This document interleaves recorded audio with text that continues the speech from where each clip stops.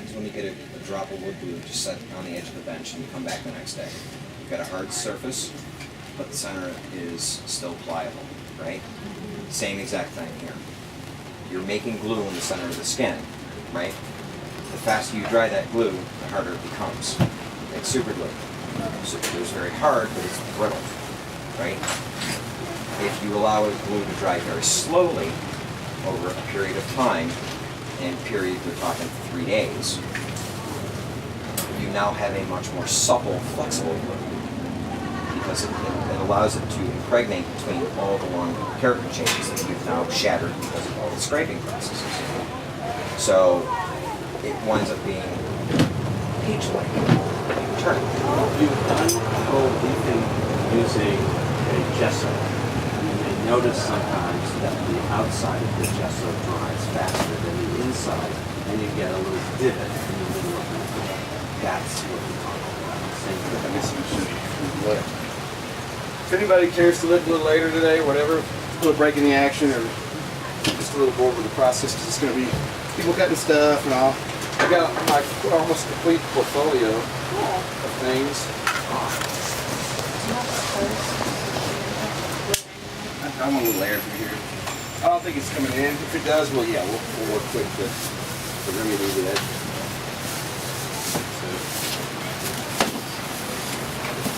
This is some old stuff that I have.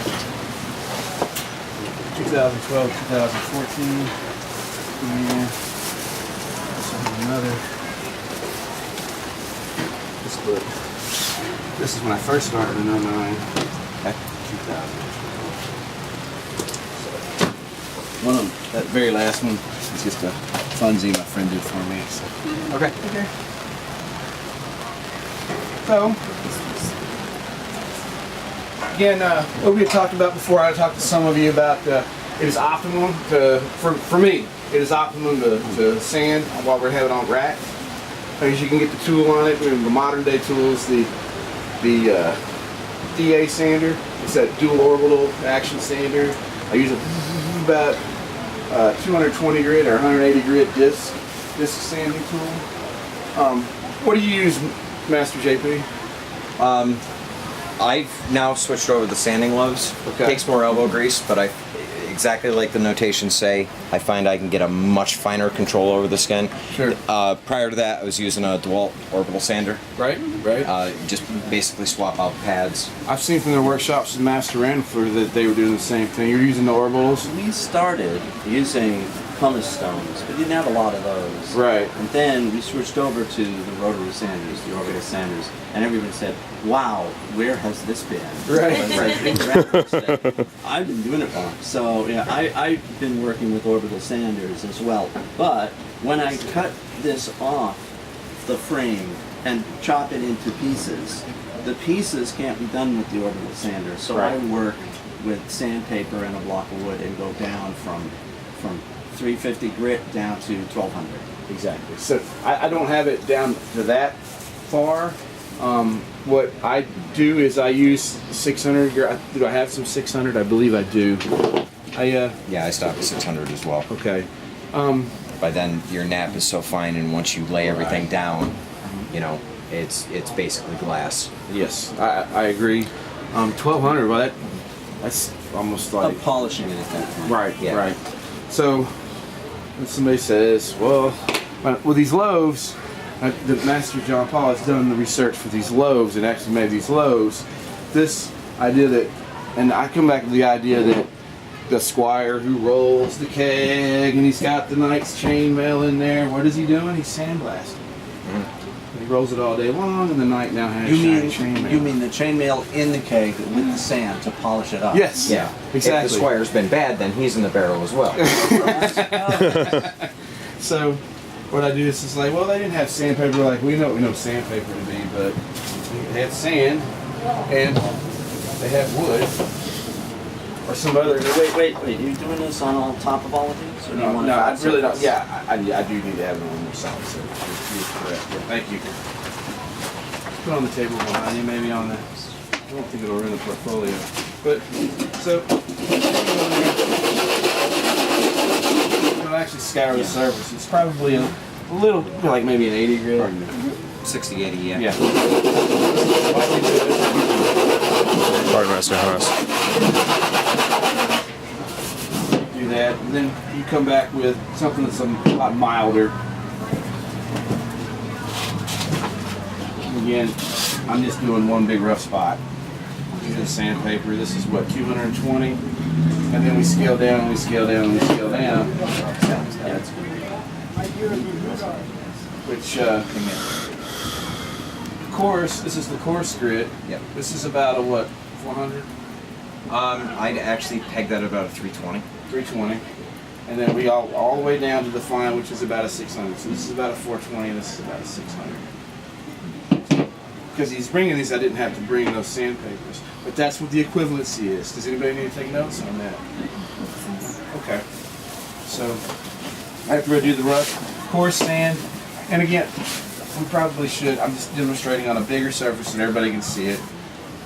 Normally I do is, after we've sanded on the surface on the rack, we would, then cut out, and then we would take and sand the individual pieces like Master Johannes was saying. And then this is the steps that I would use in order to do that. But I'm showing you on a broader plan, basically. So I'm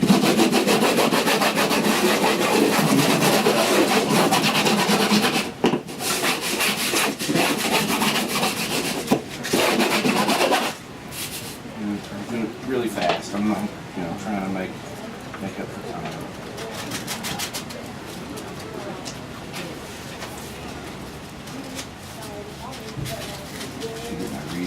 I'm wearing contacts from the battlefield still. And they're not the best. They're like 2.5-year-old prescriptions.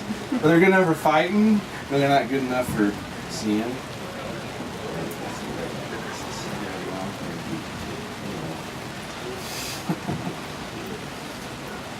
I use a vacuum of some kind also to make sure, because I tried it in a closed environment and there's lots of particulates come out of this, and I wound up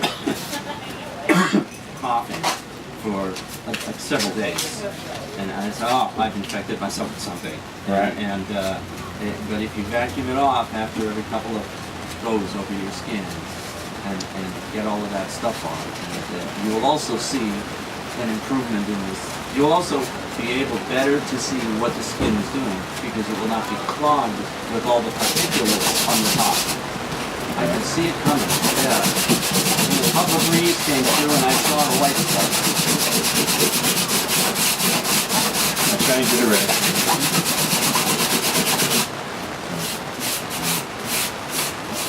Soften it up. Probably there's an area like this area right here.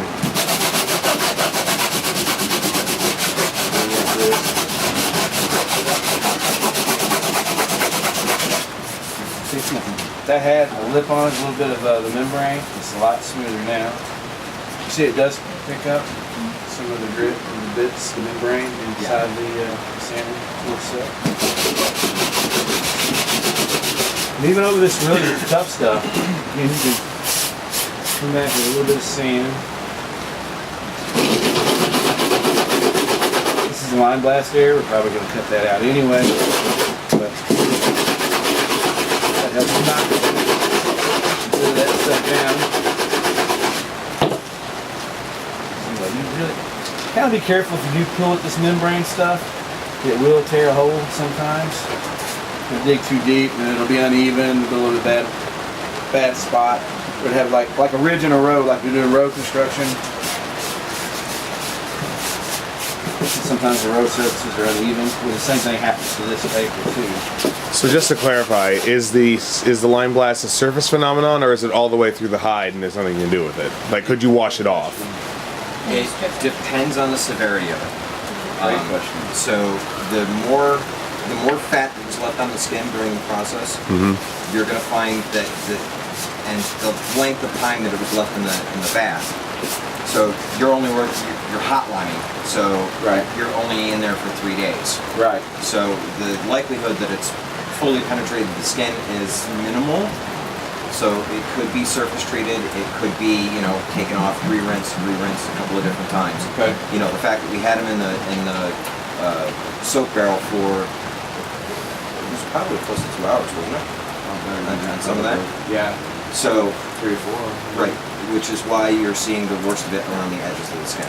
Okay. So, That also speaks to the potential of your process, though. If you're doing hot lining for 3 days as part of a demonstration or something, it will work better than if you do something for 2 weeks where you don't have the skin properly prepared, because then it's thoroughly through the whole skin. Yeah, then you You're completely actually- ruin it. Yes, so this actually works better for amateurs in a short-term thing like this one. Right. Does that make sense? Yes, Laura? Or Sasha? So, is there any reason that it would ever be beneficial, like for making a cover for something where you don't want ink to penetrate it easily? Could there be a good thing about that line blast? the only thing that comes to mind that I haven't played with yet would be transparent vellum. Yeah. I haven't played with that process yet. That's on my to-do list along with colored parchment. Yeah. Yes. Yes. Why Indigo would- stain. Yeah. Why Yeah. why would it be an advantage in transparent? Okay, so around 1580-ish, I believe I there's think it's earlier. Is it? I think it's in Cellini how to make transparent vellum. Well, I know there's a patent in France for it, but they were using it largely for book covers. Okay. Okay. They were actually taking and decorating the board, putting transparent vellum over top of it, Okay. and then that way all of your artwork was always protected. So rather than decorating the surface of the book, Right. the board was It won't smudge if it's long. right. Cellini was using transparent vellum as sort of a tracing paper, Okay. Well, okay. There which I've is got it's a different thing. right there. I've also got evidence of gold beaters being used for tracing. Gold beaters. You mean gold beaters vellum? Yeah, that would be. This is something they pound out the squares and they chop. Is that what you're talking about? It's actually it's a stomach The inner or intestinal lining of the lining. intestine, yeah. Yeah. I was telling you about this So- the other day, I Right. think. So it's actually a misnomer. It's not vellum, but It's got skin. kind of is in how it's processed. Okay. Whoa. Oop. All right. Yeah, I'm fine. This is gonna be a shake there in place. But there's also evidence of that being used for tracing as well. Outstanding. Right. Is that pumice? This is my pumice now. Okay. Yeah, I learned first to do pumice, and then of course Sure. we moved over to the rotary sander, and it was a lot easier. But The scouring stick pumices, those clean pumice sticks, you know what I'm talking about? Are those? I've been using those, but again, it's elbow grease. And it is. This is a piece of pumice that I got down in Florida, and one of the things is if your parchment is not nice, then it'll gum up the holes in it, and it'll fill it up eventually, and you'll need some new stuff. So I don't like it so much. Another thing is you're going to have to get different grades of it the same way you do beer. Right. This is a coarse grade, and I need to find it. This is just, you go to the Foot. store and Yeah, you use it for Yeah. getting off the calluses on your feet or something. That's what it's for. But I'm putting it in this here. If you look at it, I'm going to put it right in this. This area Save here. me those veins. Okay.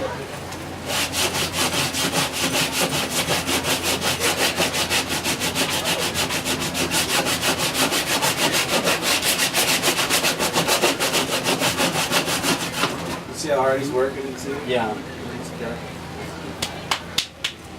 This stuff is way more durable. Oh wow. You Yes, alright? this is very durable. Yeah, it's bad. It's not, you're not going to do anything bad to it by doing this for the amount of time. See how the dust is coming off too? Yes, now we're getting. That's good stuff. We save that for the stew. No, we don't. No, we don't. That's It tastes like it does. iron. Yes.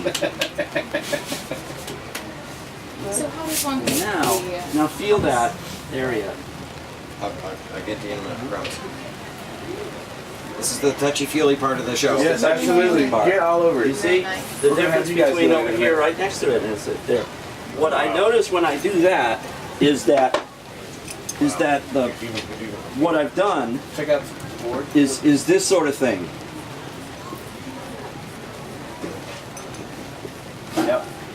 and it leaves the cross-hatching on it. If you look carefully, you can see it. What the successive coarse to fine grits of these things do is they brush off that layer. This goes to, well, it looks like this on the side, right? It's going to be like that.